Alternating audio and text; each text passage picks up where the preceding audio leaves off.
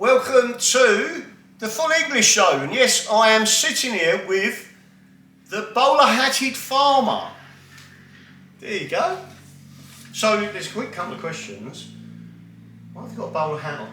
Well, this was my great-great-granddad's. So my granddad handed this down to me because none of the boys wanted it, and I was always the one who was always at granddad's side doing everything. And so I got handed this down. This was his dad's, and the only time it ever came out of the box was to go to a country show when he would do stewardship of, you know, looking after the sheep or looking after the cows, something like that. So I then got handed it, and he now lives everywhere with me. I like that. It's unique, and It is, and it's kind of. My granddad was very much about, like we just say, you know, he was all about everything what you can see, feel, touch, the earth. He was a herdsman, and for me, this kind of brings him with me. Do you know what I mean? He was the person who taught me everything. My dad was an engineer and had no interest in farming, but my mum's dad was always the one who, you know, come on, we're doing this. So yeah, that was So that's always nice when I put it on. I kind of feel that he's kind of there. right. So on the other. So how did you get into farming then? Through your granddad, and was it so? It wasn't part of your old your job where you earned a living, or it has been. So for me, 5 years old, I had gone. I refused to go to school one day. You know, just started school, refused to go to school. So Mum sent me to Granddad to have a word with me, and they lived a few doors away. So Granddad, who was a herdsman, said to me, he said, right, well, we're now going to work. He said, you can come to work with me, and then you're going to do this, and then you've got to go to school. Okay, Granddad, no problem. So he took me down the farm, and he'd been milking some of the dairy cows. That was all by hand then, and put me on the shoulders of Daisy, which was the matriarch cow, and said, right, you know where the picnic field is? Yes, Granddad. He said, right, Daisy will take you to the picnic field. He said, and she knows what she's got to do.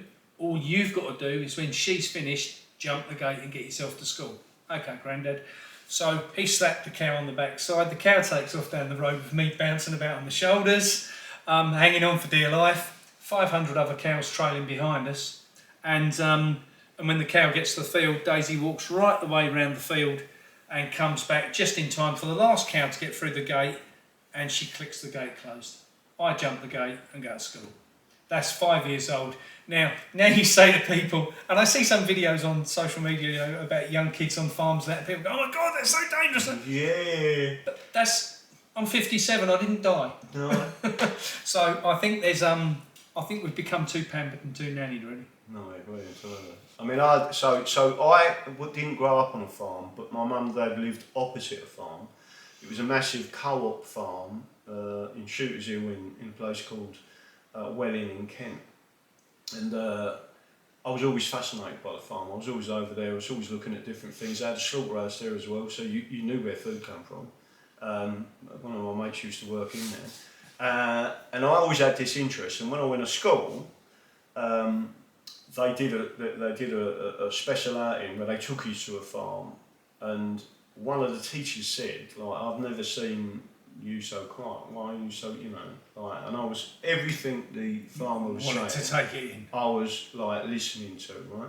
It was different. We was in front of a massive combine harvester. It was a massive bit of machinery, and then you're looking at everything of what they're doing. And I was only probably 7 years old, right? So there's always been an interest in farming. So again, there's a couple of things that we want to cover here. The way in which England, and bearing in mind I'm about England, the British refers to a British Union, a political union. You know, my views, most people know what my views are on that. But Norfolk in particular, and farming in general, there has been, and we are under attack. So when I say we, I mean England is under attack for various reasons, which we can go into if you want.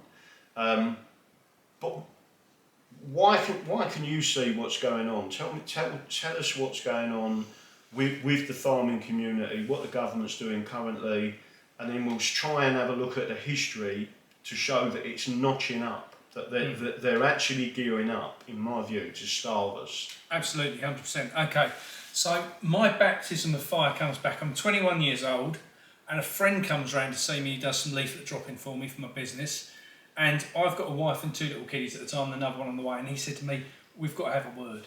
And I said, oh yeah. And Dennis was always, he was a little bit out there. He was a little bit, everyone was like, oh, bless him, that's Dennis. And he said to me, we've got to have a talk about a thing called the 2030 Agenda. And it took him nearly a year to convince me to take it serious, because I laughed at him. I said, you're fucking mad. And he said, they're going to stop all the farmers farming. And I said, Dennis, they're never going to stop farmers farming. Farmers will always want to farm. And as we're seeing, they may want to farm, but they physically now can't farm for 100 different reasons. So I got into the Agenda 2030 where they were trying to get to it at quite a young age. So I've had, so from my side now over 35 years to try and break all this down. And there's been times in my life I've kind of gone, I need to step away from this because it's driving me mad, to other times where I've gone down the rabbit holes and come out the other side. And what I have found over that 35 years is everything what he predicted is almost upon us, without fail. And a lot of the things what he originally said to me about, oh, they're going to do this in communist style, and they're going to do that, and you're not going to understand, they're going to pay farmers not to produce food, and now everything what I talk about on a daily basis, I can hear him 35 years ago telling me in the background what was going on. So what my concerns are, from where I sit on this, the more research I've done, the more I'm convinced I'm right. And this isn't a case of, people say, oh yeah, you've watched a few YouTube videos. I've had 35 years to go down more rabbit holes than people could hope to imagine. And I've studied each one of those rabbit holes. So if I look at farming subsidies, when they came in, and how they got people reliant on those, to how they've got people now because of Brexit, we've come away from those and they've not really replaced them with anything. Now they've come in with the best option for the British farmers, right? And I say British because it does affect the whole of the British Isles. They are in a position now that what they're about to do, in my opinion, within the next, I would say 6 months to 18 months, they'll drop the bombshell on the farming and wipe out all the British farmers. That's what I think is going to happen. Now, we all know that they have great views. Our good friend Billy Boyd Gates has got all these grand ideas of, we'll have maggots that he controls, we'll have meat that he controls. They've all got this all set out. But what they have underestimated, in my opinion, and things I talk about on my channel, that I only talk about food and farming, and we've got up now to about 50,000 followers who are really dedicated to the cause of wanting to, like me, one, break supermarkets, because I hate supermarkets and how they've treated British farmers, and the other side of that is they're the people, I'm going to say our age, I'm 56, 57 next week, and the people our age still appreciate what good food was. They knew where it came from. I'm thinking, for me... We still appreciate liberty and freedom as well, because we remember it. We remember that we could, and I think back when I was a kid, Mum would be in bed, if it was summer holidays, Mum would be in bed, we'd be up at 5, gone out of the house, we'd never take a cup of water, we'd never take a bit of food to eat, and we would be gone until 7 o'clock, 8 o'clock at night. As it starts, the sun's starting to say, oh, we better go home. And we would find something to eat in a hedgerow. We would have a drink out of the bloody river, and it didn't kill us, and none of us died.